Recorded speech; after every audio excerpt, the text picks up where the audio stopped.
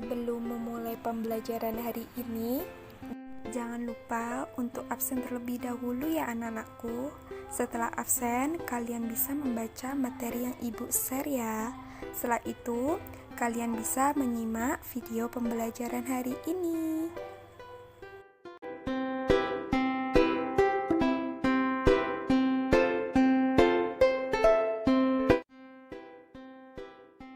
Apa kabar anak-anakku yang soleh dan soleha, dan bagaimana kabar hari ini? Semoga kita semua dalam keadaan sehat dan selalu lindungan Allah Subhanahu wa Ta'ala.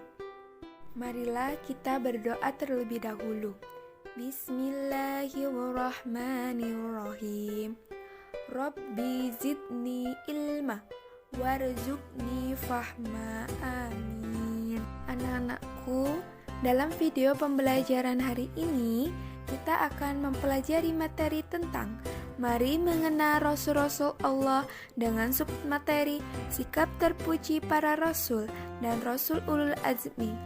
Setelah mempelajari video pembelajaran hari ini, semoga kalian dapat memahami sikap terpuji para Rasul dan Rasul Ulul Azmi. Sikap terpuji adalah sikap yang baik sesuai aturan agama Islam. Sikap terpuji para Rasul dibagi menjadi dua, yaitu pertama, sikap terpuji kepada Allah Subhanahu wa Ta'ala sebagai pencipta alam semesta. Yang kedua, sikap terpuji sama manusia dan alam semesta. Yang pertama, sikap terpuji kepada Allah Subhanahu wa Ta'ala sebagai pencipta alam semesta.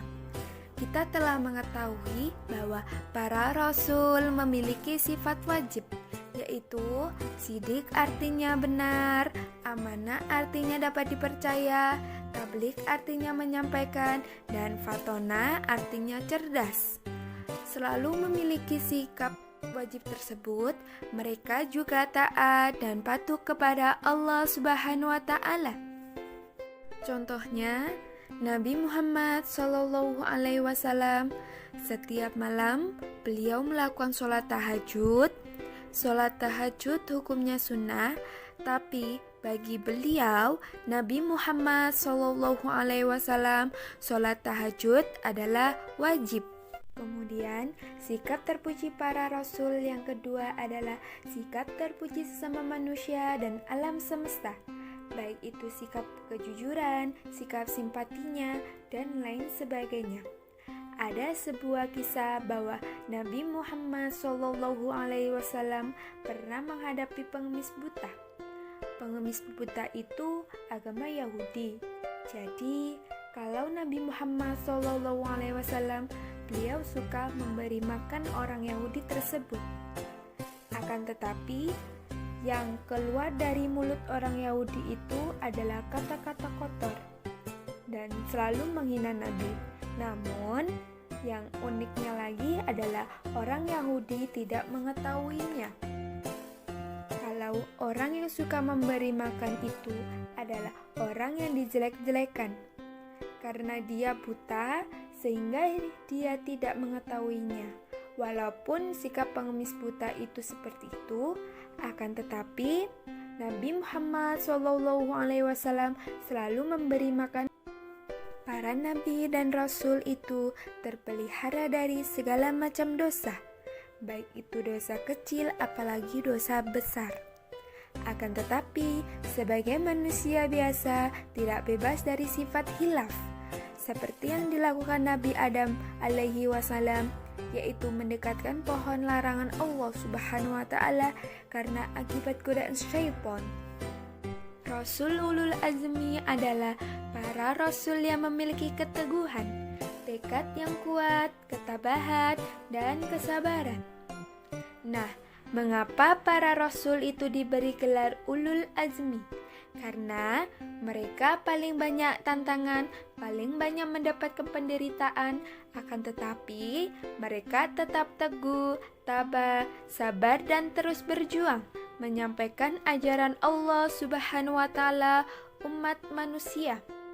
Kita sebagai umat muslim Tentunya harus meladani sikap terpuji para rasul dan rasul ulul azmi.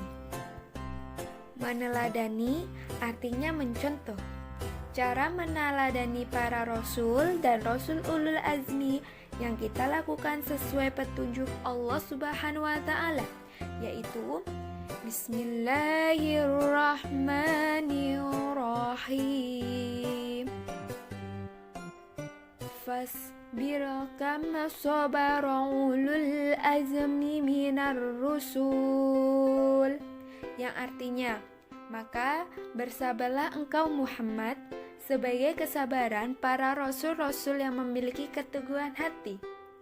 Berdasarkan ayat tersebut, kita dapat memahami bahwa cara meneladani para rasul dan rasul ulul azmi adalah dengan cara teguh dan sabar.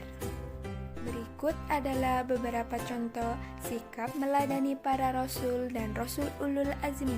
Di antaranya adalah 1. Keteguhan dan sabar dalam belajar. Terkadang kita sulit dalam memahami pelajaran. Nah, dari situlah diperlakukannya sikap teguh dan kesabaran kita agar dapat memahami materi pelajaran yang sulit kita pahami. Kemudian, teguh dan sabar dalam beribadah. Meskipun kondisi kita lelah, sedang tertidur lelap, tapi kalau waktunya sholat atau ibadah, maka sebaiknya umat muslim kita harus melakukannya karena sholat adalah kewajiban setiap muslim. Selanjutnya adalah keteguhan dan sabar dalam mengerjakan tugas-tugas di sekolah. Sebagai pelajaran, kalian harus teguh dan sabar dalam mengerjakan tugas sekolah. Mengapa? Karena itulah adalah kewajiban dan untuk kebaikan kalian. Selanjutnya, teguh dan sabar dalam mematuhi orang tua. Sebagai anak yang soleh dan soleha, tentu kalian harus mematuhi orang tua, karena ridhonya Allah itu ridhonya orang tua, dan murkanya Allah itu adalah murkanya orang tua. Untuk itulah kita harus selalu mematuhi orang tua. Kemudian teguh dan sabar dalam pergaulan, dan tidak cepat marah. Jika ada hal yang tidak kita sukai dalam pergaulan, maka kita harus bersabar agar selalu tercipta kedamaian di antara kita. Kemudian, teguh dan sabar dalam mematuhi peraturan, baik itu di rumah, di sekolah, maupun di tempat tinggal. Nah, itulah beberapa cara meneladani para rasul dan rasul ulul azmi. Anak-anak yang soleh dan soleha, setelah kalian menyimak video pembelajaran hari ini, hayo jawablah pertanyaanlah berikut ini. 1. Jelaskan pengertian sikap terpuji. 2.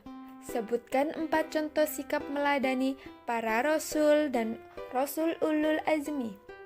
Yang ketiga, apa arti dari ayat berikut ini?